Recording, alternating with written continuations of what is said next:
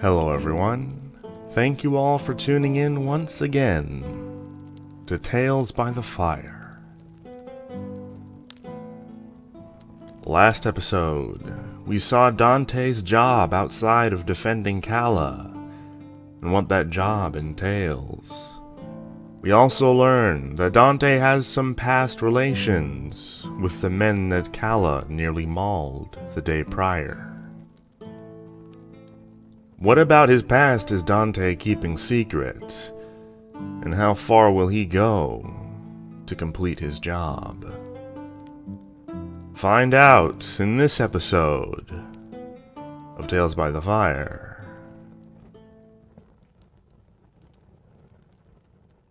Chapter 11. Tired. "Why have you hid from me, my child?" came a familiar voice. "I mean you no harm, only good." "Who are you?" I called out as I searched through the dark, trying to find the source of the voice. I ran, half beast, half human, following my ears toward that voice. "Continue on this path, Callista, because it will lead you to what you were created for. Learn about the world, and knowledge about yourself will soon follow in turn. Do not be afraid, but be careful, for not everyone will accept what you really are." I awoke with a start, with sweat in my brow and a pounding heart. Instinctively, I passed my hand over my brow, then flinched with pain. I looked at my right hand, which was still bandaged, although the cloth was now soaked in blood.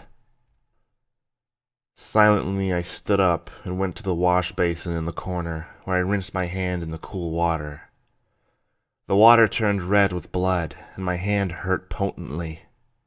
Unable to get back to sleep, I sat in one of the rough chairs and struggled to rebandage my hand. I still felt ill and weak. I reminded myself to hide it from Dante. At one point, I gasped with pain and startled Dante. He leapt from his resting place on the floor, dagger in hand. I didn't move, but met his gaze calmly. Taking a deep breath, he sheathed his dagger and sat across from me. "Let me do that. You're just going to make it worse," he said, sounding irritated. He left for only a moment, and when he returned he brought a basin of fresh water and a bar of soap. Grabbing me by the wrist, he cleaned my wound on my hand. The soap stung, but it didn't make a sound. The wound where the dagger had entered the back of my hand was bleeding profusely, and the torn flesh was quite gruesome. But where the dagger had pierced through my palm, it was nearly healed already. After cleaning the wound, Dante rebandaged it, and then dropped my hand as if it was dirty. Thank you, I said, but could barely get the words out before coughs violently shook my body. "Let's get going," said Dante, rising to his feet. "We have a long trip ahead of us." He picked up the bedrolls, leaving me with only the pack of rations and other goods. Suddenly, with my nose no longer blocked by the scent of my own blood, I could smell the scent of death and blood that clung to Dante. I frowned. Obviously, he had washed it off, but the scent was not so easily eliminated.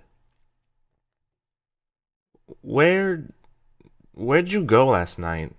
I asked, following him down the stairs. "Just looking around the town." He was lying. "I couldn't sleep." I frowned and watched how he moved.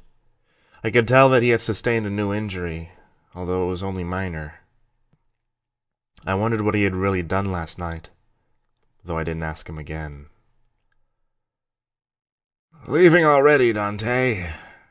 asked a man, most likely the innkeeper. He was stocky and appeared tough, but had an air of kindness about him. Dante said nothing. "A pleasant trip to both of you, then," he said with an honest smile. Dante said nothing again, but I turned to the innkeeper with a smile. "Thank you," I said, grateful for the tiny bit of kindness he showed me. "May Varrock smile upon you," I said, using the traditional Varrocky farewell. "I wouldn't throw around names of the gods so lightly, miss, especially if you're a foreigner. You never know who might be listening," warned the man.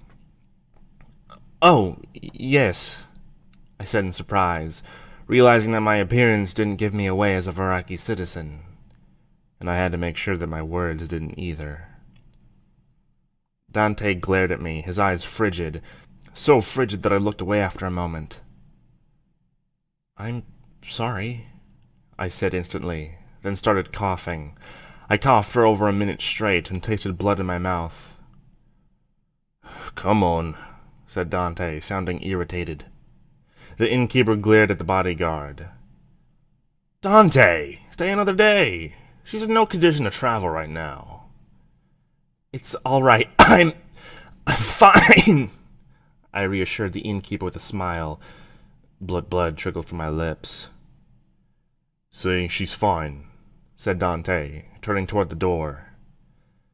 "Thank you for your kindness," I said weakly to the innkeeper, but another fit of coughing seized me. Unable to hold myself up any longer, I slumped to the ground.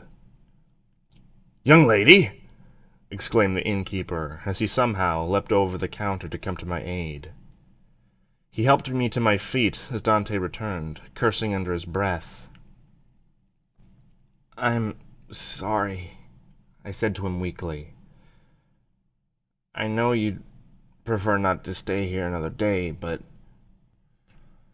"Miss, you have nothing to apologize to Dante for," reassured the innkeeper. "You can stay another day for free.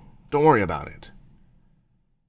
"I can pay," I said, reaching into my pockets for the coins my brother gave to me. I handed him the entire pouch, not bothering to count the right amount. The innkeeper refused, however, and handed the coins right back to me. "I wouldn't think of it. Now, Dante, get her back upstairs before she passes out," the innkeeper said, and gave me a little shove toward Dante. I ran into him and felt him recoil, but slung one of my arms over his shoulder and helped me up the stairs. I slept for a while, still feeling weak. My mind was foggy, so the next hours could be a bit cloudy, but I could recall a kindly older doctor coming, much to Dante's protesting, and gave me medicine for my cough and helped me sleep. I floated off into a pleasant sleep, untroubled by strange dreams.